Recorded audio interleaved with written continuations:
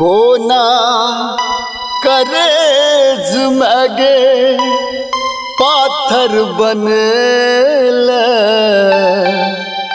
माथ सममता के आचर हटेल।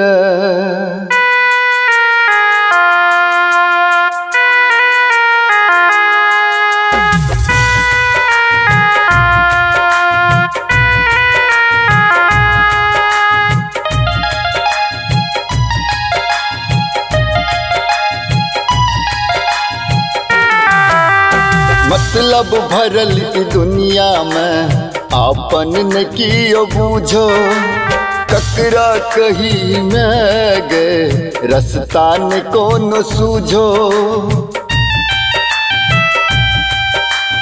मतलब भरल दुनिया में आपन न कियो बूझो, ककरा कही में गए रास्ता न कोनो सूझो। दुखड़ा सुना बचियो कहन का मैं, किया दुख दे छा जन जन का मैं, किया दुख दे छा जन जन का। मतलब भरल दुनिया में आपन न कियो बूझो, ककरा कही में गए रास्ता न कोनो सूझो। मतलब भरल दुनिया में आपन न कियो बूझो, ककरा कही में गए रास्ता न कोनो सूझो।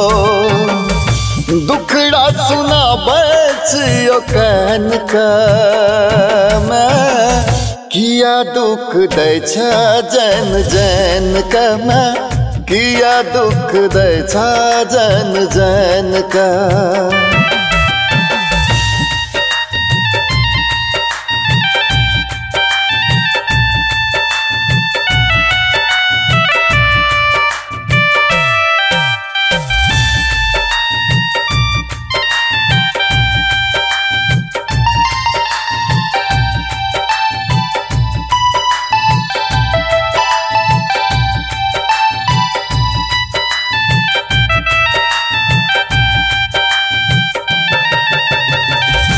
कोना करेज मगे पाथर बनेल माथ सममता के आचर हटेल।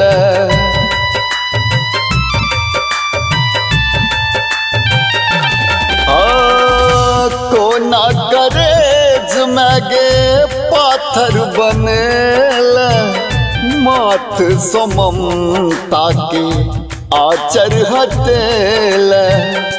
ककरा कही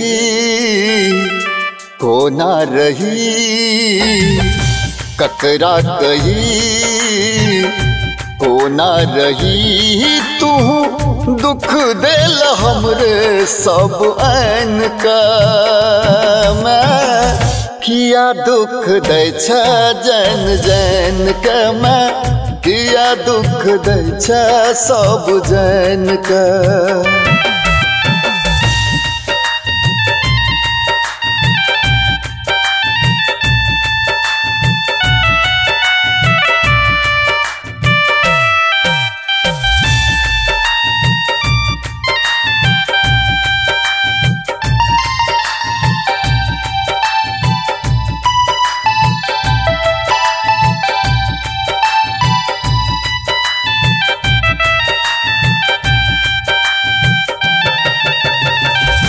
तू ही छा जगदम्ब भवानी, हम बेटा मुँह रख अज्ञानी।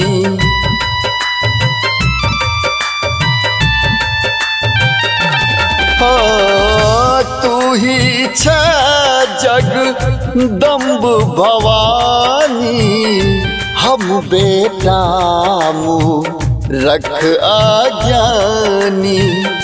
तू ही क्षमा तू ही जहाँ, तू ही क्षमा